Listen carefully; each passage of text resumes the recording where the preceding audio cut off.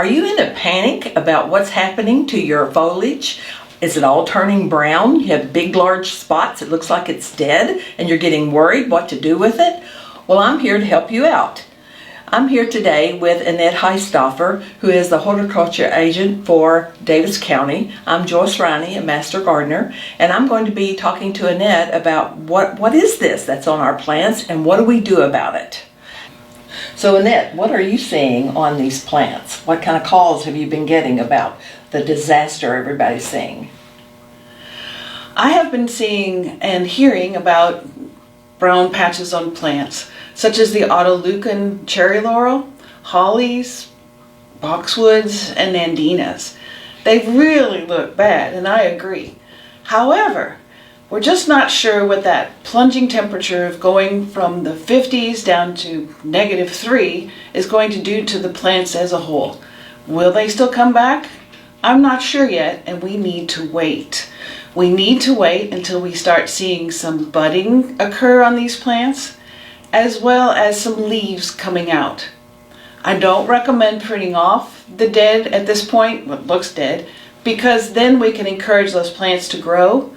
And it's just the beginning of March, so we still have a lot of freezing temperatures possible. Plus, we just don't know about what the drought did last summer. The heat was really hard on them too at that time. So we'll just have to wait and see, and we still have a lot of cold weather that could happen. Some of those plants have kept their leaves even though they're ugly brown, but I noticed on the nandina plants that I checked out, they don't even look like nandina. I couldn't even tell what the plant was. So I know there are homeowners who are really getting anxious and they're thinking, well, that's going to look ugly when everything starts blooming out. I need to just get my shovel and dig that plant out and take it away. But what you're saying is, let's hold off on that. So how long do you think we, as homeowners, should we wait until we maybe prune? I would suggest that we wait until we see any kind of living tissue. And on the nandinas, I'm not sure if they'll come back from the ground or if they are completely dead.